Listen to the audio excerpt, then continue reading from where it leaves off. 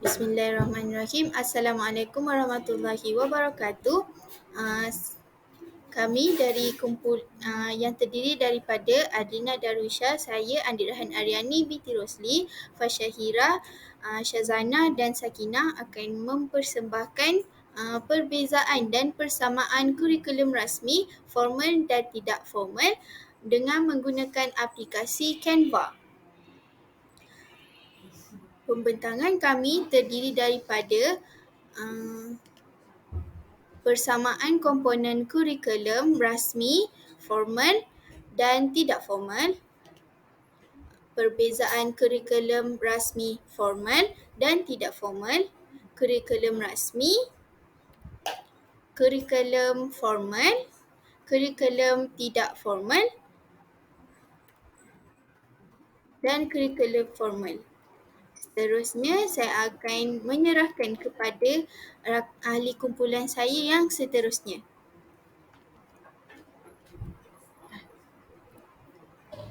Baiklah, yang seterusnya, yang slide yang kedua ialah yang bertajuk persamaan komponen kurikulum rasmi, formal dan tidak formal.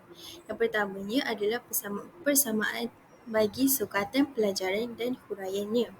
Yang kedua, persamaan bagi bahan-bahan pelajaran. Yang ketiga adalah persamaan bagi matlamat dan tujuan kurikulum. Dan yang keempat adalah persamaan komponen kurikulum bagi sistem pelaksanaan dan penilaian kurikulum yang lengkap dan sempurna. Jadi saya akan menyerahkan kepada rakan saya yang seterusnya. Seterusnya adalah perbezaan kurikulum rasmi, formal dan tidak formal.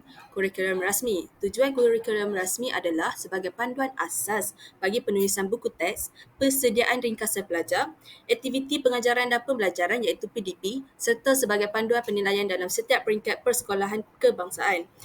Kurikulum rasmi ini dibuat oleh pakar-pakar kurikulum di Kementerian Pendidikan Malaysia iaitu KPM. Di antara contoh-contoh kurikulum rasmi di Malaysia adalah KBSR dan KBSM.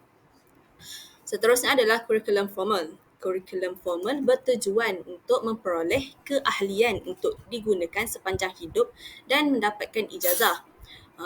Kurikulum formal ini adalah menggunakan pendekatan akademis. Dan seterusnya adalah kurikulum tidak formal. Kurikulum tidak formal bertujuan dalam memperoleh keahlian untuk saat ini dan dapat digunakan saat itu juga. Kurikulum ini menggunakan pendekatan non-akademis namun ia sesuai dengan keperluan kelompok. Yang seterusnya adalah kurikulum rasmi. Kedua-dua ini mengandungi aspek-aspek yang berikut iaitu yang pertama, ilmu pengetahuan dan kemahiran. Yang kedua, nilai-nilai norma.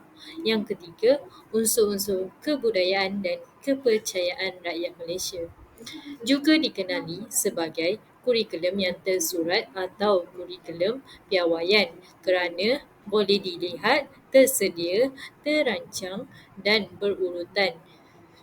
Seterusnya adalah panduan asas untuk penulisan buku teks, persediaan ringkasan mengajar, aktiviti pengajaran dan pembelajaran.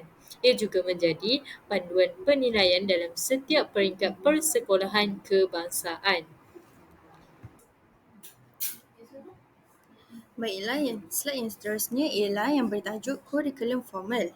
Jadi, kurikulum formal adalah berlandaskan matlamat pendidikan negara dan mengandungi segala isi pengajaran dan pembelajaran serta penilaian di dalam bilik darjah, termasuk juga aktiviti-aktiviti kurikulum yang merujuk kepada aktiviti persatuan, kelab, permainan dan unit beruniform. Yang kedua, kurikulum formal merangkumi kurikulum akademik yang dilaksanakan melalui kurikulum pengajaran dan kurikulum operasi.